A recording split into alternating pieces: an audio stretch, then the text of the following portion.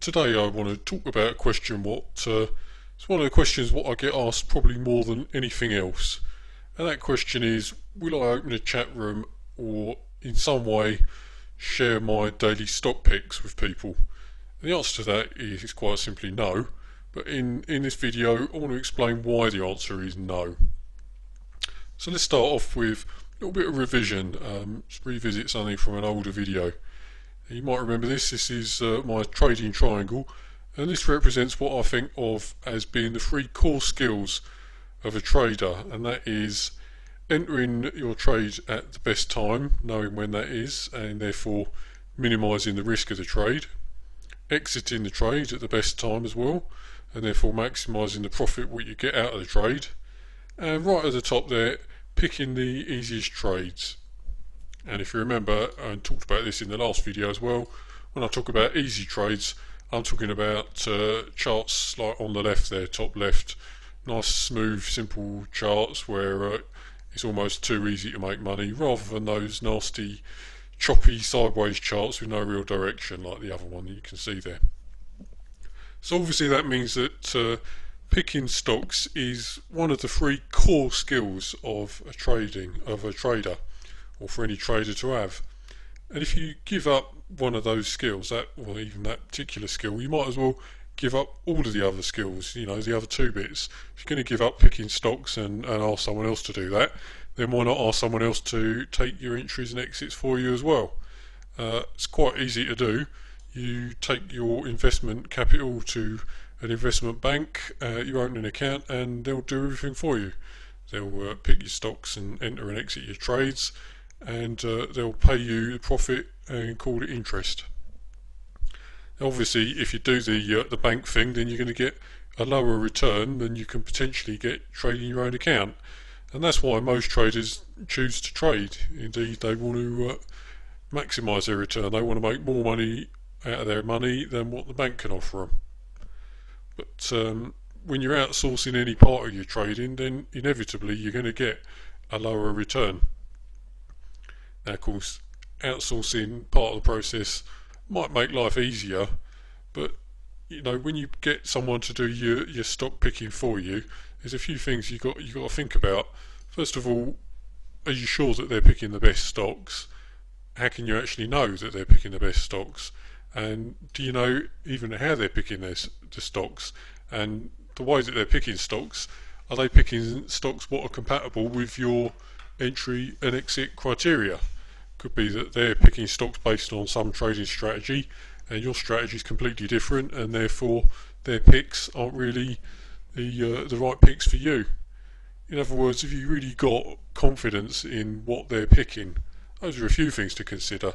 But there's other things to think about as well. You could be very happy with your stock picking service, but what happens if, for example, they decide to have a day off? Now, obviously, it depends on the kind of service you're using, whether it's a professional paid for service or you're just following someone else. But everyone has a day off from time to time. What else, for example, would happen if they raise their price? Could be that it's no longer interesting financially to use your stock picking service if it becomes too expensive. Or what happens if they change their trading system and you've been very happily trading their stock picks, and all of a sudden they start picking stuff based on different criteria? Or what happens indeed if they retire and just stop trading altogether? Or any number of other things could happen what could disrupt your trading, because you're essentially outsourcing part of your trading to somebody else. What this comes down to is independence in trading, and for me, trading is much more about independence and freedom than it is even about money. I took up trading, as many people watching this will know, because I wanted to spend more time travelling, more time with family and friends, and less time working. It's true that make more money than what I ever did in full-time employment, but that's more of a bonus. As I say, for me, it's more about independence. It's trading's one of the most independent ways what I can think of making a living. You've got no customers to deal with, no staff to employ or to take care of. You ain't really got any office. you got no worries, as it says there. It's a very pure way of making a living. You live and die entirely by your own decisions.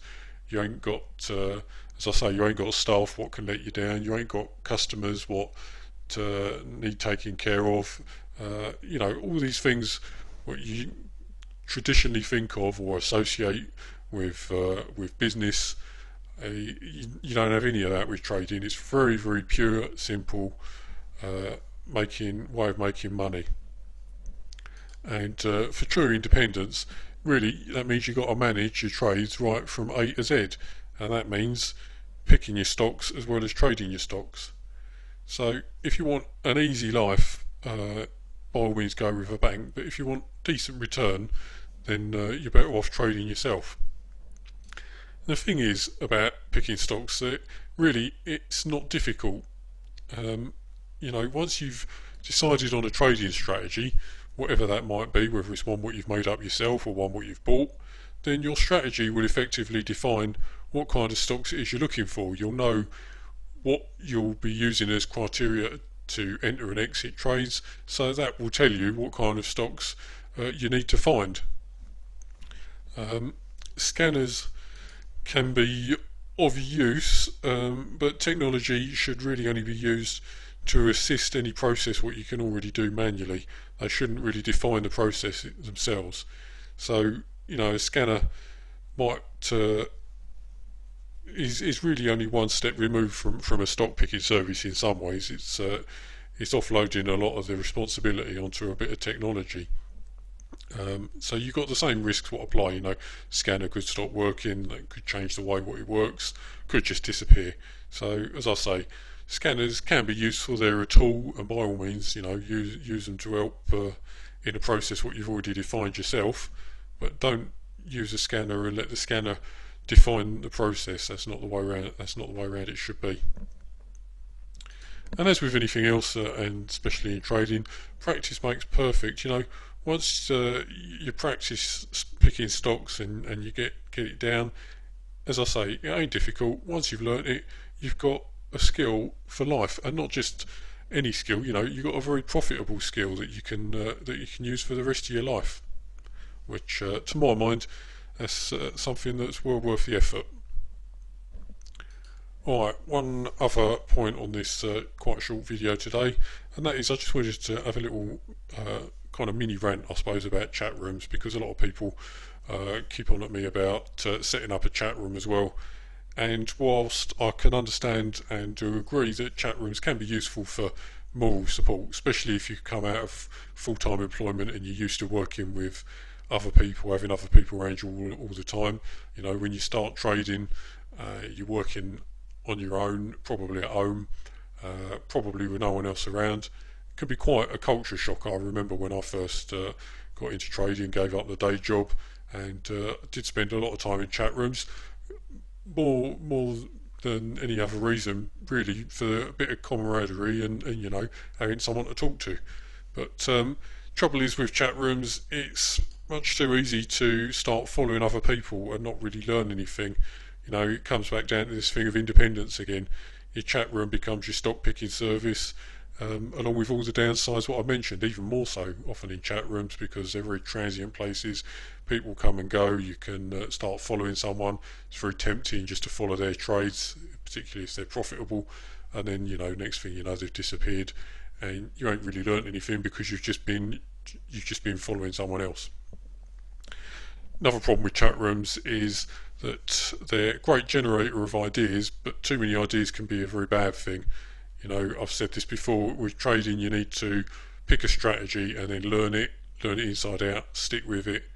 I've seen this over and over again. People get a little bit stuck on a strategy and then switch to another one and switch to another one, and so it goes on. That's not the way to be profitable. The way to be profitable is to get one strategy, get it down well, know it inside out, and trade it properly. And when you're in a chat room, you see these people, as I say, transient places, lots of people coming and going, talking about different ways of trading, and it's very tempting to say, I'll give that one a try. Oh, that sounds better than what I'm doing.